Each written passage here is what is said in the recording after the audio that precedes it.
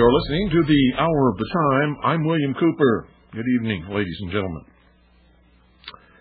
Tonight we're going to open the phones and hear from the listening audience. We've had a week and last night of you listening to me. Now tonight everybody gets to listen to you. So it's going to be open topic, open phone, open subject, open everything. I wasn't sure that we'd have a broadcast tonight because all afternoon we've been having some pretty good rain and lots of lightning. And with lightning, I have to shut down the station. Can't broadcast. But the skies are not clear now, but there's no lightning and there's no thunder, and the rain has moved off to the east. And so I decided to go ahead and do the broadcast live, but it was touch and go. So we're gonna open the phones and let you guys have your say tonight. Whatever it is that you've got on your mind. What's happening? What's going on in the world that you want to talk about? Because that's what we're going to talk about tonight. 520-333-4578 is the number. We're going to take your calls for the whole broadcast. And I'm trying to remember. There it is. 520-333-4578 is the number. Open topic, open phones. You're the stars tonight.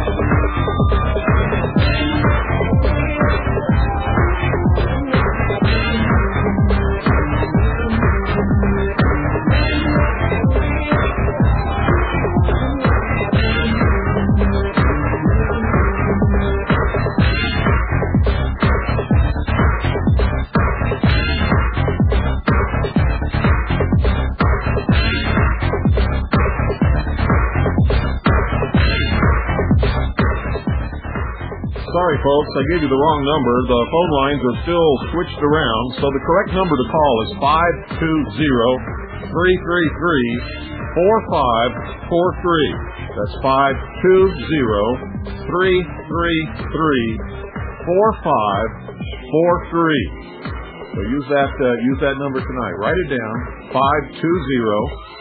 520-333-4543.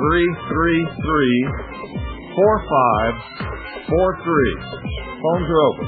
Taking your calls for the whole broadcast.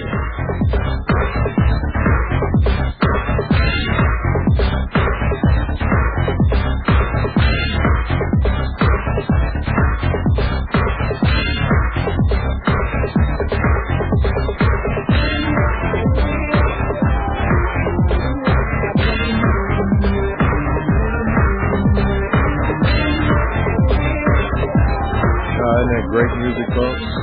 Good evening. You're on the air. Good evening, Mr. Cooper. There's a Moondog here. You may recognize my voice from other places. I have a question that some of your listeners might be able to answer. I heard tonight that the FBI has placed what they call a keystroke logger on a gentleman's computer. The case has gone to the Supreme Court. The Supreme Court has really chastised the FBI and asked them how they do this without getting a federal wiretap authorization. The FBI refused to say how they do it because it's a matter of national security, so to speak. I know nothing about this. I don't even own a computer. I'm just wondering if some of your listeners could possibly enlighten us on this. I can tell you how. It's called tyranny. You go in and you scare people and you make them think that if they don't cooperate with you, they're going to get investigated. And just about anybody will do damn near anything for any Fed that comes along because they're too stupid to realize that it's unconstitutional. and that when they allow it to be done to somebody else, they've all when they take freedoms away from somebody else and protections away from someone else, they've also stripped themselves.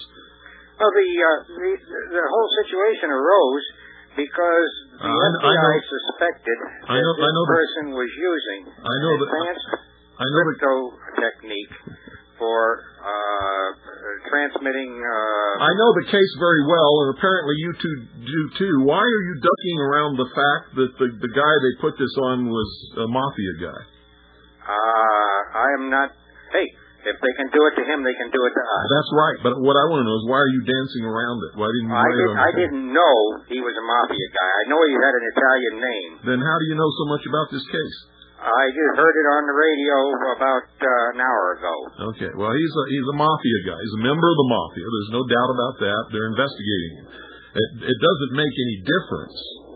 But, I hate to have things slanted. If we're going to talk about something, I want the truth out in the open. So he's under investigation for criminal activity, and they think that he may have been using some code to communicate his criminal activity with.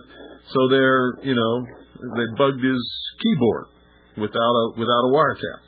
How do they do that? Have they got some sort of remote apparatus that can pick all this stuff up? Just exactly like I told you.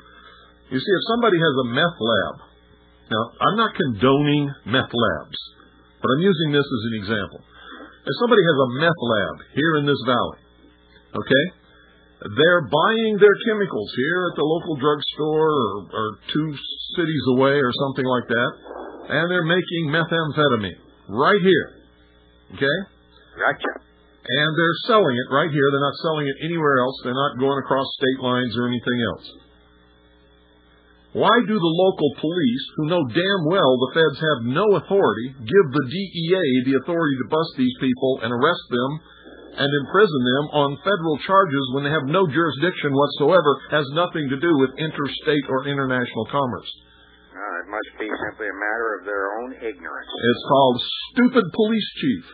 It's called a police chief who's really working for the feds instead of the community, and whenever he does that, he's declaring himself incompetent. In other words, he's saying to his community, I don't have the competence or the knowledge or the skill to handle these drug problems.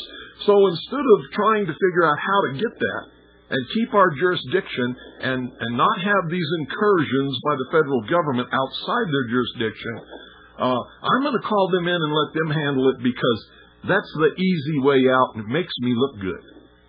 That's lazy, too, besides being stupid. It's also treasonous. Yeah, I hear you. To the state of Arizona. He's allowing an outside jurisdiction to impinge upon the sovereignty of this state.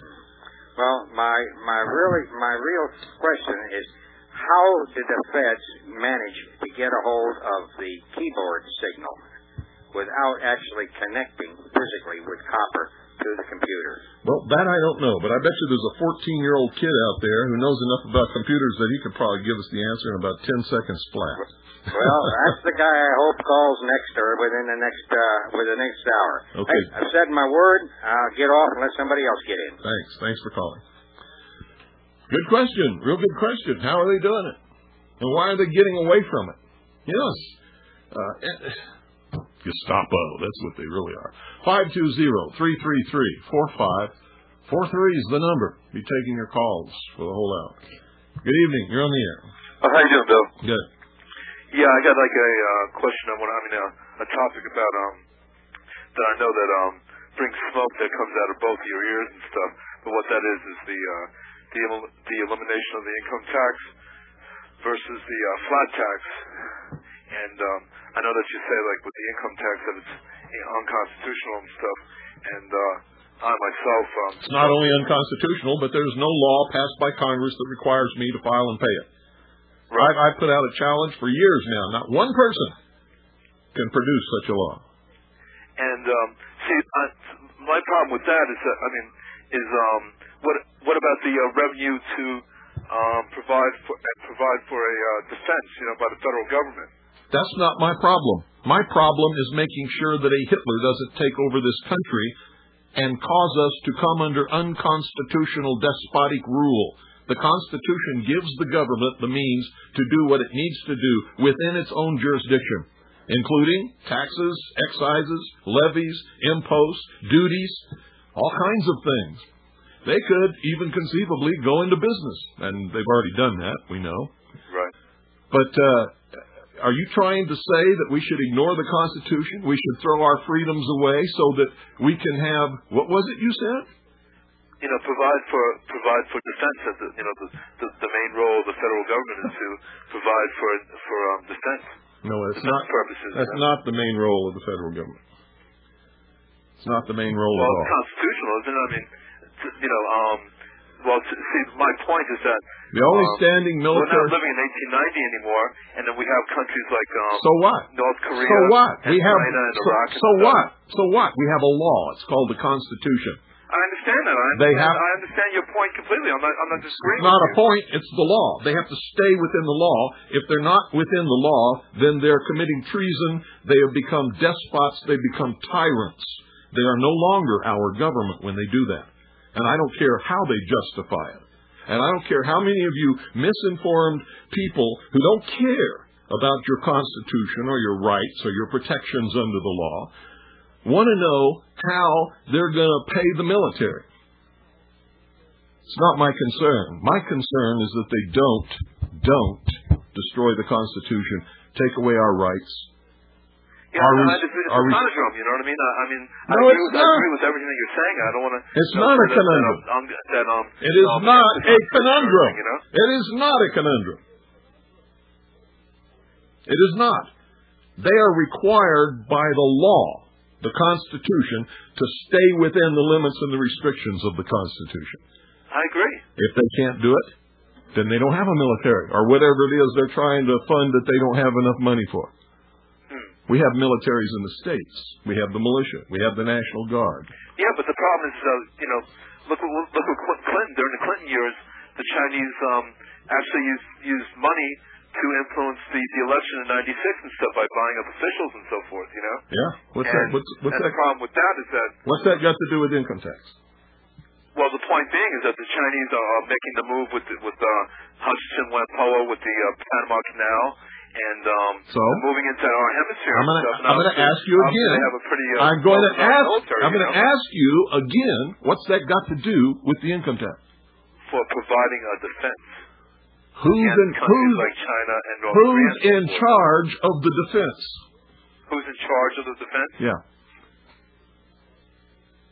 Who's the commander? Who's the commander in chief? Bullshit. President. Okay. Now, who bought the president? Well, the Chinese were trying to. The Red Chinese were trying to. According to you, you said they did. Well. So I'm going to ask you again. What's that got to do with the income tax or the defense? And Clinton wanted to sell us down the tubes to the Red Chinese while he was president. He did a pretty good job of it, and we couldn't have won a war with them during his presidency. And it has nothing to do with the income tax. It has to do with official corruption by the socialist, communist, puke fakes, lying traitors in Washington, D.C. Yeah, but no amount of income tax is going to overcome that. Yeah, but what I'm trying to say, though, is that I don't support the income tax per se, but all I'm trying to say is that there's got to be some kind of revenue stream to provide for defense against that type, against countries that are hostile to our interests. Have you ever read the Constitution? Yes, I have.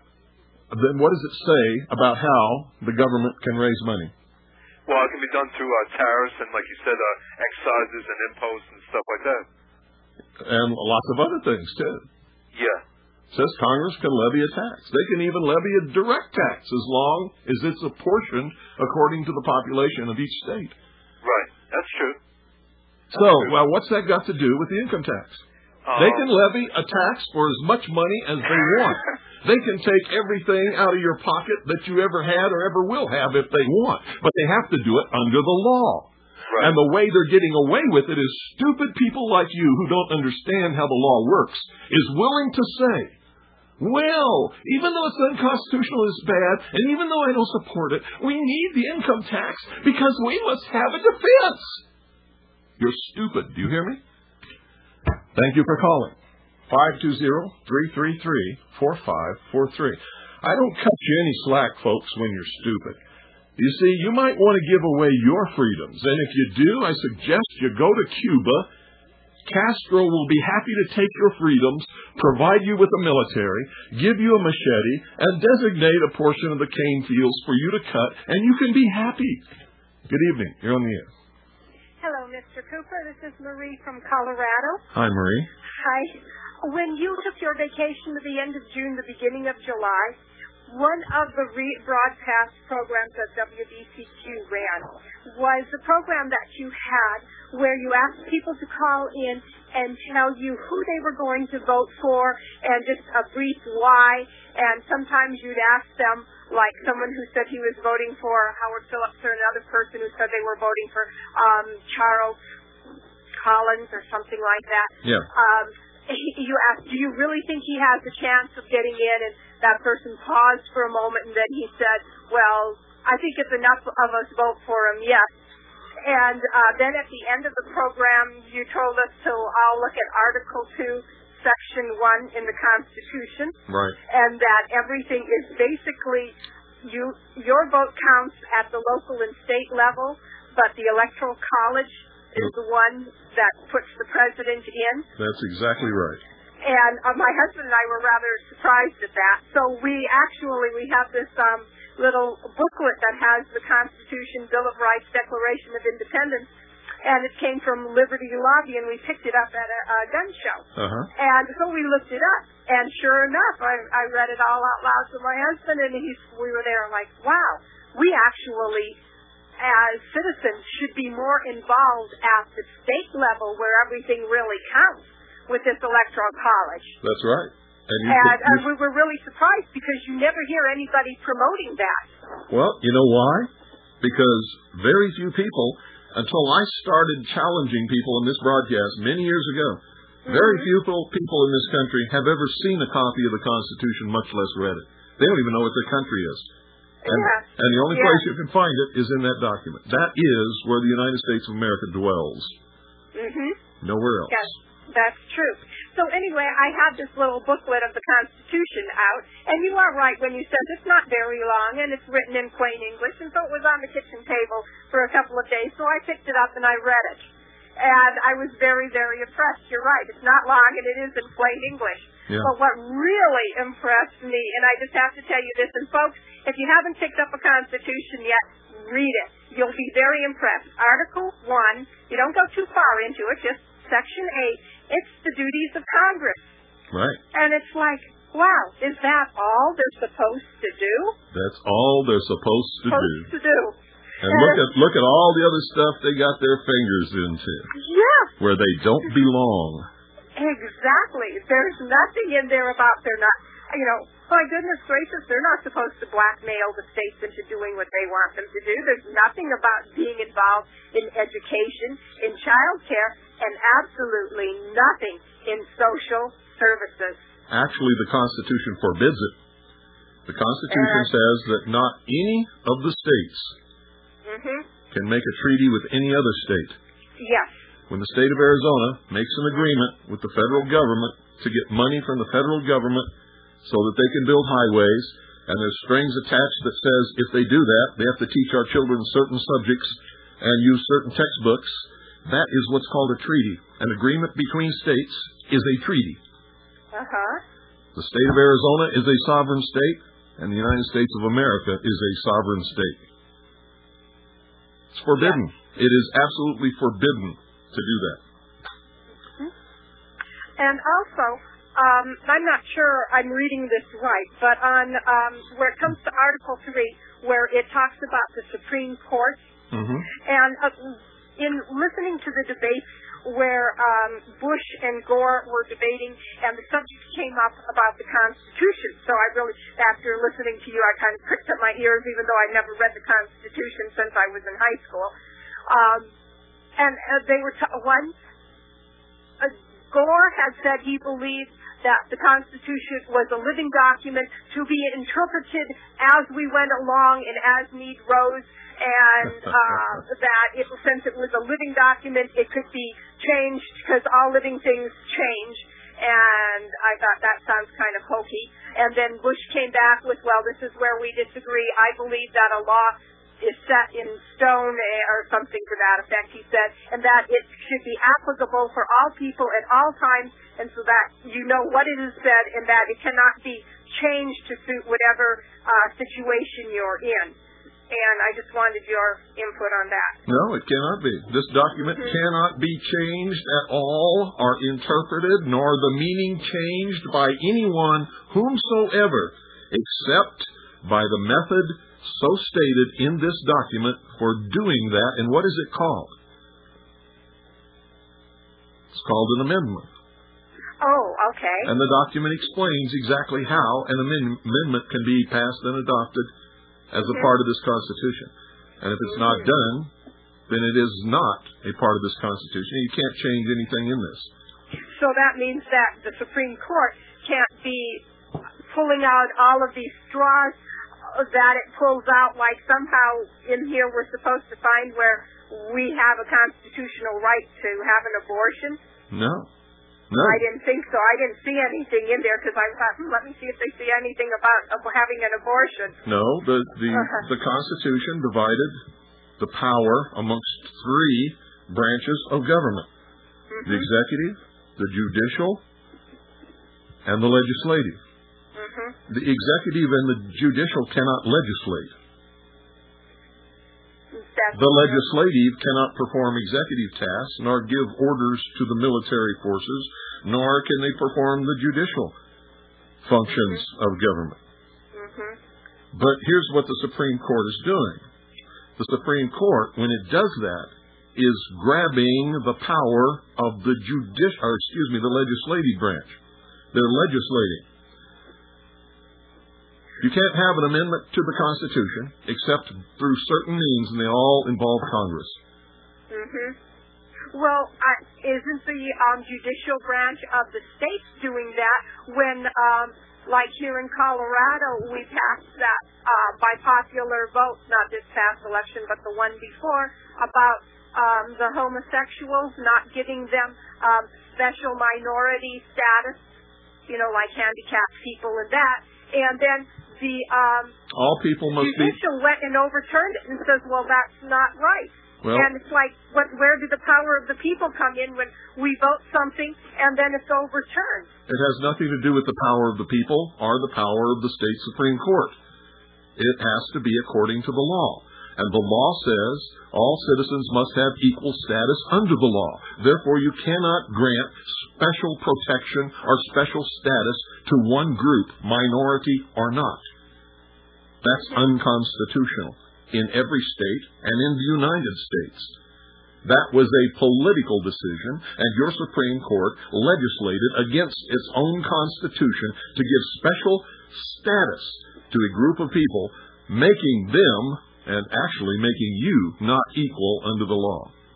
That's correct. Yes, it elevates that group above all other citizens under the law, and that is wrong. That's despotism. Yes.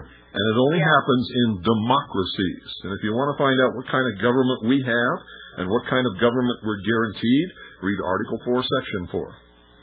Article 4, Section 4. Yep.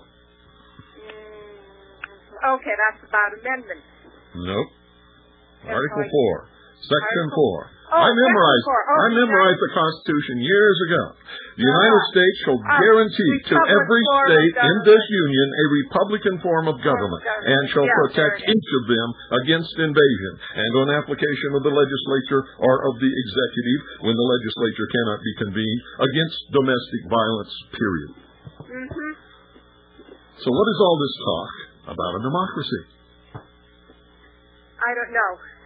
Democracy is a form of despotism. It is tyranny of the majority over the minority. Yes, and what people don't seem to understand, like here in the news, at least our local news here is talking about how they're going to try and keep up this wave of trying to change the electoral college, so the president is voted in by a direct vote of the people, and what people don't seem to realize is the pressure that can be put on them and manipulated, like you read in all of these different foreign countries all over, people standing out there with machine guns knocking on your door, your place of business saying, hey, you better vote such and such a way. And here in the United States, you think that can't happen here? Sure it can, but you wouldn't want it to happen anyway, because most people are ignorant and too stupid to vote for president. They don't even know what their country is. They don't know anything about the Constitution. They don't know when somebody's a good candidate or a bad candidate. They haven't got the slightest idea. They vote from emotionalism, or because somebody looks nice on television, or they like the way they sound, or they're telling them they're going to give them something. They're not voting in the best interest of their state, their community, or of this country. Mm-hmm. That is very true. They vote out of ignorance and stupidity and selfishness, greed. Oh, especially. The founding fathers knew that. They wrote about it. They talked about it. That's why they gave us the Electoral College. And the electors were supposed to be chosen by the legislatures. But they worded it wrong. They said the method to be chosen shall be determined by the legislature of each state. When what they really intended or meant was that the legislature choose the electors in order to more properly represent the sovereignty of the state and the people who lived in that state. Mm-hmm. So the legislatures in most states have a popular election to determine who the electors are going to be. In all these years, the American people thought they were voting for president, when they were voting for Joe Blow, the car dealer, who's going to go be an elector. And they don't know that Joe Blow doesn't have to vote the way they want him to, even though state law may require him to, because once he becomes an elector, he's no longer subject to state law, but to the dictates of the Constitution, which says he can vote any way he wants to. Oh, that's fascinating. Isn't it? Yeah, it sounds like I should go and find out where I could get a copy of our state constitution to find out what it says. That's right, because I'll tell you something that you don't understand, and most Americans don't understand. Uh-huh. Your first loyalty is to God. Right. Your second loyalty is to your family. Yeah. Your third loyalty is to your state. Your fourth loyalty is to the United States of America. Then, in our textbooks, the Civil War is written up all wrong. It was originally called the War Between the States, and it had nothing to do with slavery. It had everything to do with states' rights and whether the states had the right to secede from the Union when they didn't agree with everything that was happening. No, that's not true. Then what is the states did have the right to succeed from the Union, and they did, and nobody was stopping them, and everything was fine until a bunch of people who wanted to have a war with the Union fired upon Fort Sumter in Charleston Harbor. So as long as there wouldn't have been a first shot, if the South had never fired on the North, there would never have been a Civil War, period. That's fascinating. It sure is. Yes, it is. They're teaching junk in our schools, lies, crap. They teach blacks that the Civil War was fought over slavery, and the blacks looked to Lincoln as their hero. Lincoln didn't want to free the slaves. In fact, he said that he was never going to do that. Mm-hmm. Until the North got in big trouble. They were on the brink of actually losing the war. The Southern Army was on the doorstep of Washington, D.C. Yes. And the federal agencies were packing up, getting ready to flee to the north. Mm-hmm. Mm-hmm. When Lincoln gave the Emancipation Proclamation in the hopes that the slaves would rise up against their southern masters. But it didn't happen. No. Almost everybody in this country is laboring under lies, deceptions. Mm-hmm. They're ignorant. Yes. And because they're ignorant and because they don't care about the truth, that makes them stupid, in my estimation. Mm-hmm. Oh, just one more thing, and then I'll get off and let somebody else talk. But I also read in here in the Bill of the Declaration of Independence, and it lists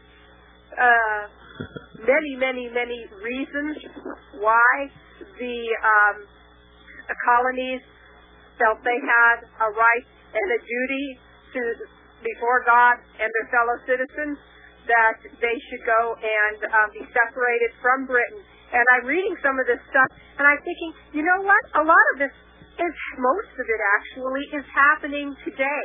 And hundreds of times worse than it ever did when our founding fathers made that fateful decision. So, anyway, I just wanted to say thank you.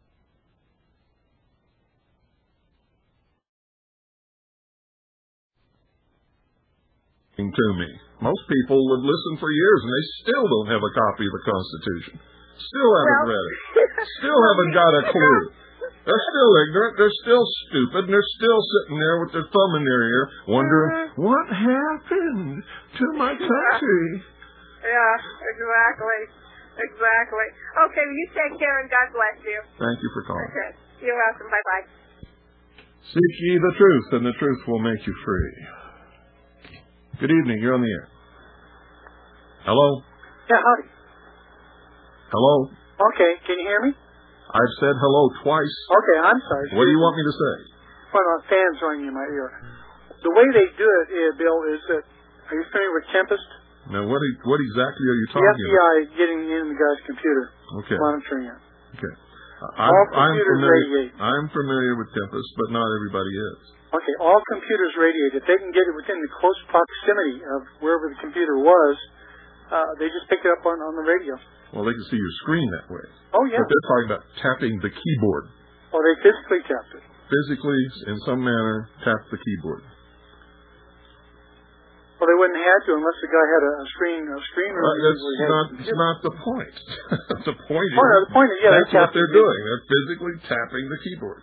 Well, that's right. And it's against the law, regardless, unless they could prove the guy done something wrong. I think they're illegally entering the house and doing it. That's what I think. Sure. But I don't know that.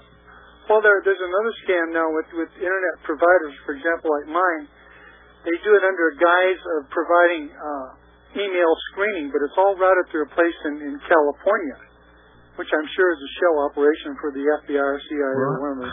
How do you know that? Because I hear this all the time, but it's, depending on who you listen to, it's in Virginia, or it's in Montana, or it's a special hub down in Texas. Oh, no, you run a trace route. Pardon? You run a trace route, and it'll show you where the guy's at.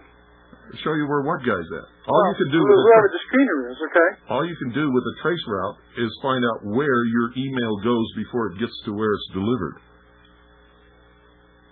Oh no, but I can run a trace route and tell who the screener is.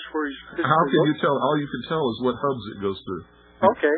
And it could be routed through all different kinds of hubs. And one day it might go through northern route to where it's going, and another time it might go through the south. Exactly. So how do you know it's going to some hub and there's a screener there?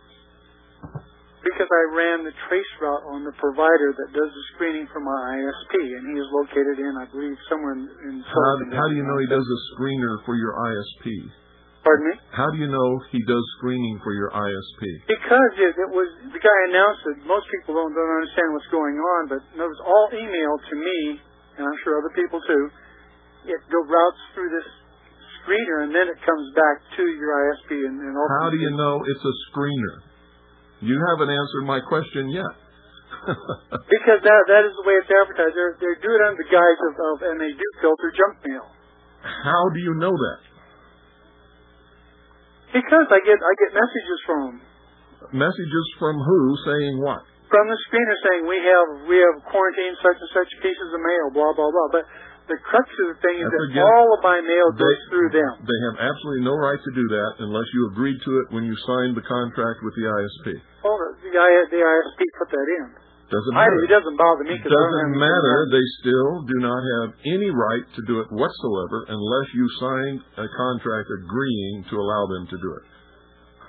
Well, and it should bother you. Should bother everybody. Yeah, it bothers me. What it boils down to is your choices are either go to a different ISP or just continue. But I have nothing to hide. I'm absolutely amazed at that. It's no different than somebody at the post office opening every letter that you send and every letter that you receive and reading it. Would that bother you? Oh, yeah. Oh, yeah! Wow, light just came on. Another stupid sheeple. Where are you people coming from? Thanks for calling. I bet that woke some people up. Oh, I don't care. You Your email is mail. It's no different than writing it on a letter, putting it in, sticking a stamp on it, and sending it through the Postal Service. Good evening. You're on the air. Hello? Hello. Hi, Bill. I would like to say right off the bat, I'm an absolute outright sheeple. Well, most people are, but you know what? You got a leg up on all the rest of them because you know it and they don't. Well, here's my question. How do I go about getting a pocket pamphlet of the Constitution of the United States? Well, are you listening to me? Yeah. Okay, you can write the Commission on the Bicentennial of the United States Constitution. Okay. 808 Uh-huh. 17th Street, Northwest, Washington, D.C. Okay. 20006. 20006. Yep. And would you give me the heading of that again, the very beginning? Commission Yeah. on the Bicentennial Bicentennial of the United States Constitution. of the United States. Okay. There's also a number you can call, 202 USA USA -1787. -1787. Now, Okay. if you can't get it there, you can get a copy of the Constitution from any United States government printing office. You can also find a copy of the Constitution at any library. Oh, okay. Okay? Okay, thank you very much. You're welcome. Bye-bye. You can also get a copy of the Constitution, the Bill of Rights, and a whole bunch of other things from the Fully Informed Jury Association. I don't have their address here or their phone number, but maybe somebody will call in and give it to you. But I'm just amazed that Americans don't even know where to find a copy of their Constitution. Library is the first thing that comes into anybody's, or should come into anybody's mind. Good evening. You're on the air. Bill. Hello. Bill. Bill, Illinois. Yeah. Bill, I was up at a Joe McCarthy Memorial this last spring up in Wisconsin, and Eustace Mullins gave a speech at this group that annually honors Joe McCarthy. I talked to him for a few minutes. Excuse me, are you on a cell phone or something? Yeah, I am. Get off and call me back on a regular phone. Okay. It's really bad connection. Really bad. Okay, I'll call back. All right. 520-333-4543 is the number. I wish I could have kept him on, but you weren't going to hear what he had to say. Good evening, you're on the air. Mr. Cooper, Carmine from Pennsylvania. Hi, Carmine. The World Almanac has the complete Constitution in it, and the Declaration of Independence, and the Bill of Rights, and all that. Which World Almanac? The one that's used by the Daily News, the one you buy for like $6 at the stationery store. There's lots of different World Almanacs, all printed by different publishers. We need to know the one, because I've got two here that don't have it in it, and I've got another one. It's called the World Almanac. Just give me 1 second, I have it right here. Okay. Hurry up. He's going to get the publisher. All we need is the name of the publisher, so that when they pick up the World Almanac, they can make sure it's the right one. Otherwise, they'll get one that's published by somebody who maybe doesn't have it in there. Because the World Almanac, by definition, is not concerned with politics in individual countries except as statistics. Are you back? Hello? I have to get back to you. All right. And when you call in, folks, to give us information, make sure you have all the information. Okay? 520-333-4543 is the number. Good evening. You're on the air. Hi, Bill. I'm turning down my radio. Joe from Boston. How you doing? All right. I'm going to send you the donation this month. I heard something on the radio which upset me, and you may be interested. I think it was Billy Dean. It was the other night about prepaid legal. I don't know whether you heard it. Some people are having some problems with them, and they're not happy with them. So I just wanted to mention that. They didn't get into it. Do you have the specifics? Only part of it. They talked about stocks, and then it faded out. And talked about what? Something about stocks and how these attorneys are buying stocks in the company and HMOs, and it faded right out. They started to talk about it. Don't spread rumor. No, I'm just telling you what they said on the radio. You haven't told us anything. What you did is come in and you've said you've maligned a company that I happen to know is a very good company, and you can't even give us specifics on what you're talking about. I will try and find out more. Next time, find out before you call. Yes, okay. Okay? I wanted to mention something else about the sheeple, which you mentioned. I spoke to someone about Congressman Condon. Is that his name? Am I saying it right? Condon? We're not interested in that stuff on this broadcast. Okay, I just wanted to say about the people that we're not even interested. Okay. On this broadcast about Congressman Condon, who is innocent until he's proven guilty. I agree with you. But the thing that upset me is people say it's okay to search your home without a warrant. What do you have to hide? I said, that's not the point, sir. I said, we have rights. People are giving away their rights. I just wanted to point that out. That's because they're stupid. Yeah, I agree with you. 9 times out of 10, they don't even know they have those rights. That's right. Okay, thank you. You hear people all the time banning them. Well, I get my Fifth Amendment right. You ask them what they are, they can't tell you. Yeah, I know. Thanks for calling. Thank you very much. Bye. Folks, don't ever call this broadcast to give us information unless you have the information. And I mean all of it. Don't call and recommend a book if you can't tell us who wrote it and who the publisher is and the name of the book. Don't call and cite something that you read in a newspaper article unless you can tell us the newspaper, the date it was printed, and the page in that newspaper. Don't call and start maligning somebody, either a person or an organization or a church or anything, unless you've got your facts straight and can state them. Good evening. You're on the air. Yeah, Bill, it's Bill Illinois calling back again. I was up at the Joe McCarthy Memorial this last April, and Eustace Mullins was a keynote speaker there, and I got a chance to talk and asked him if he knew you. He said that you guys used to hang out together for a while there. Hang out together? Yeah. That's not true at all. That's not true? No, he just flat-ass lied to you. We were both invited to London to speak at Wembley Hall years ago. And we stayed in the same hotel. And in fact, I read him the Riot Act because of his racism that came out when we were all sitting around the table there talking. And he just was insulting to a lot of people. Have you read his book, Curse of Canaan? Yeah. What did you think of that? I think it's bullshit. Total bullshit. Well, that's about it. I just want to check up on that because I heard something else. So. Well, it's just not true. No, I've never hung out with him. I've never been his friend.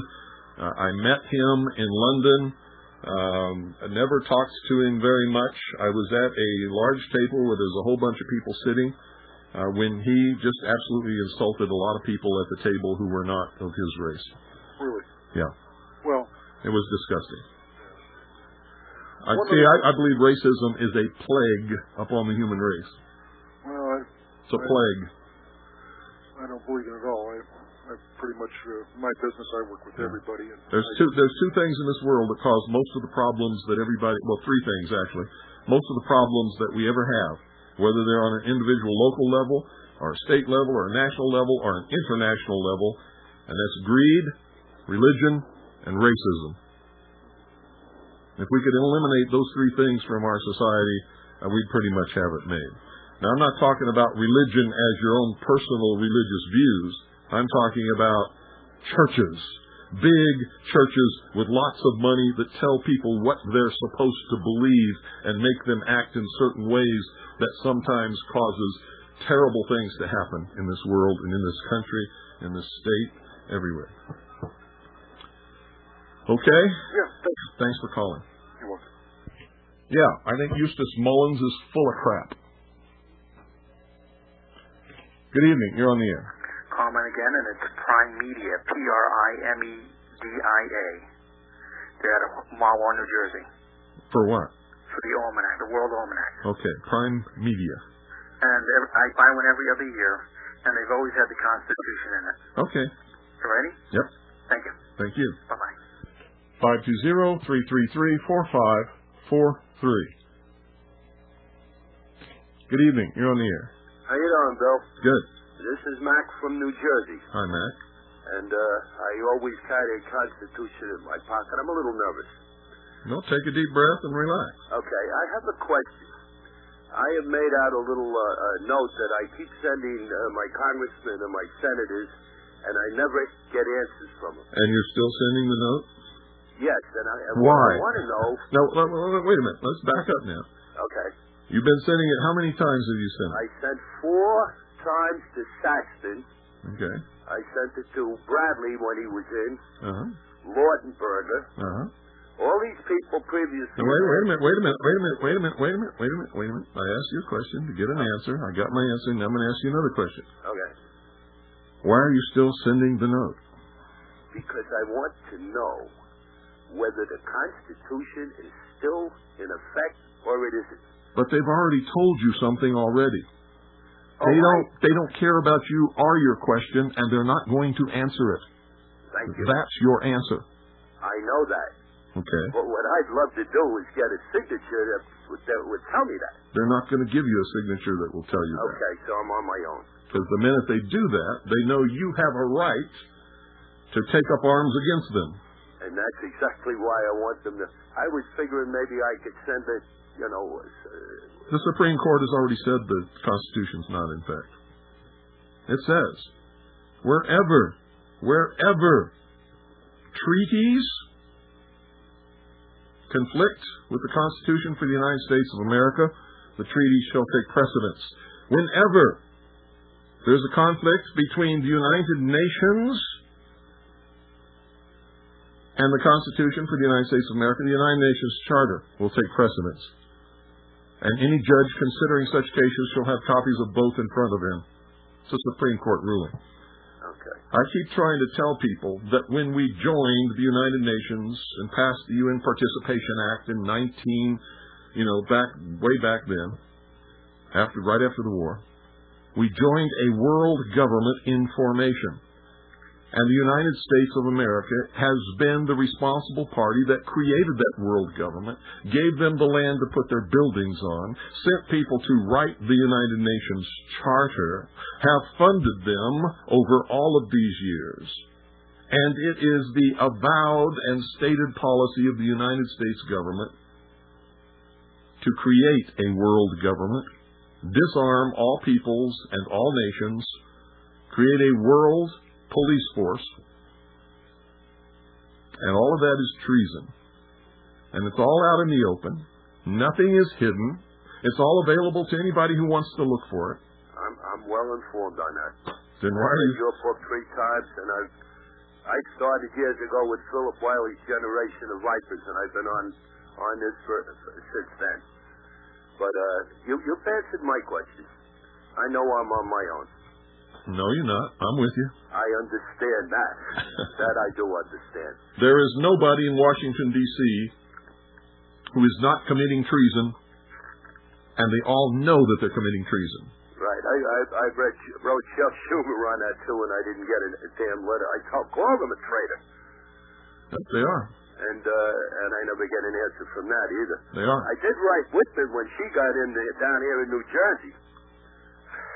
I'm a little crazy, so I told her to secede and all this, but I never got an answer, but I did get a phone call. Having said that, though, you answered my question, and thank you very much. Thanks for calling. Adios. 520-333-4543 is the number. Taking your calls for the whole hour.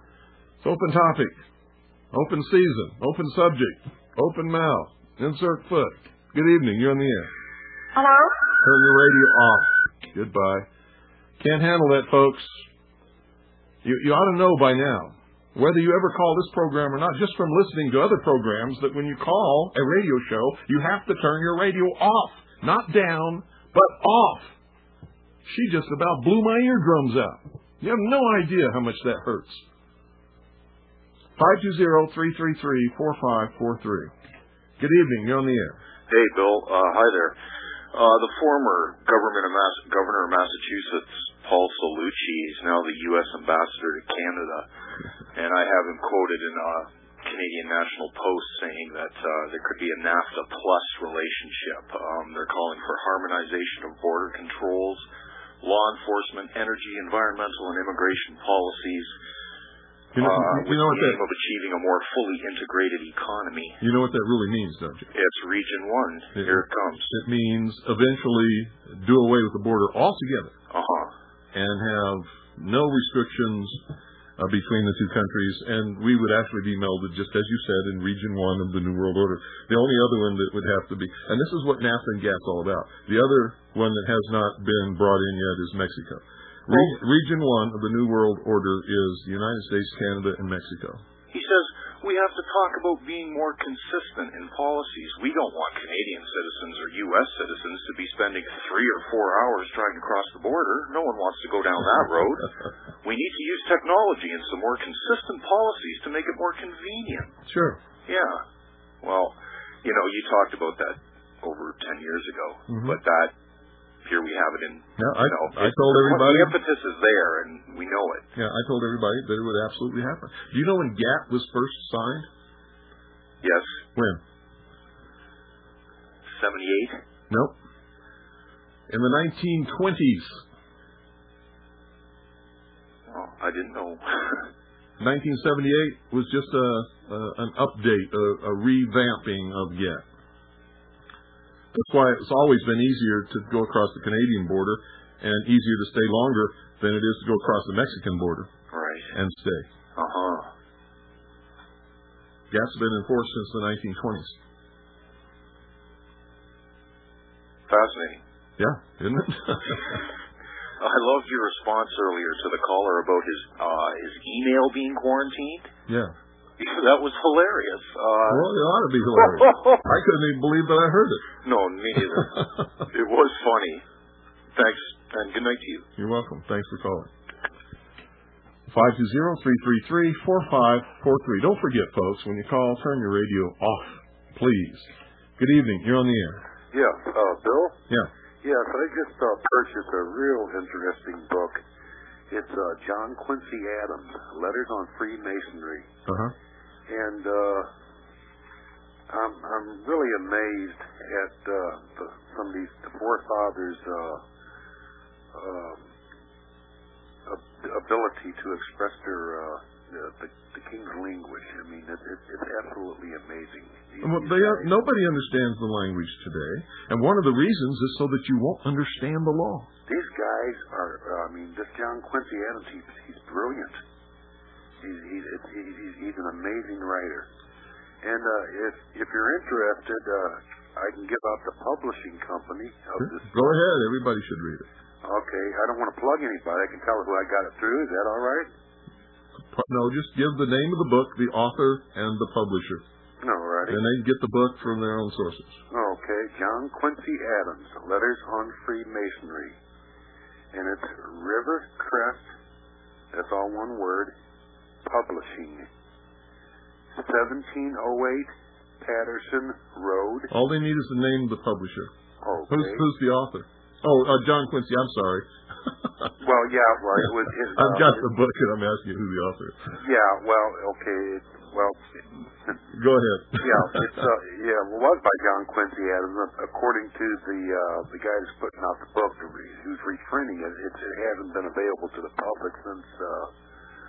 like 1847. Right here it says, Letters on Freemasonry was originally published in 1833 as Letters on the Masonic Institution. This uncut, unabridged, and unrevised edition was published under its current title in 1847 by T.R. Marvin Press in Boston. And it talks about John Quincy Adams and his respective letters to other members of this state back in the Union then. Who was John Quincy Adams? Pardon? Who was John Quincy Adams? John Quincy Adams was the son of John Adams. Very good. What else is he? Sixth president. There you go. And I'm about half of a sheeple.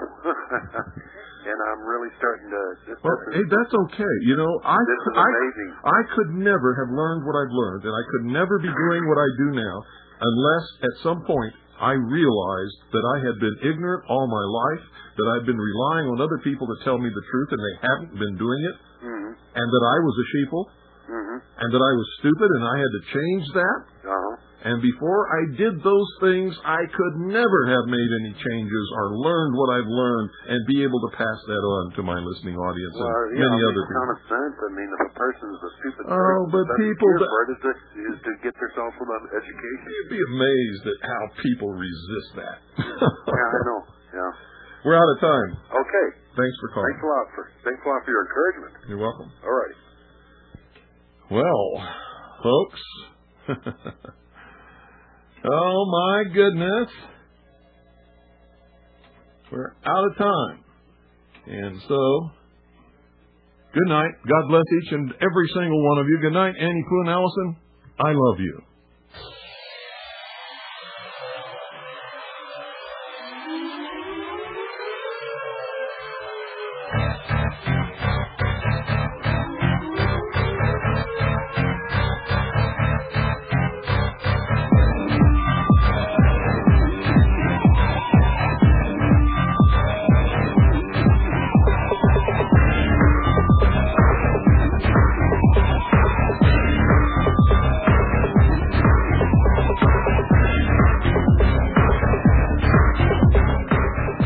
Been listening to the Hour of the Time. Yours truly, William Cooper, the most dangerous radio host in America, according to William Jefferson Clinton. Don't miss tomorrow night's broadcast.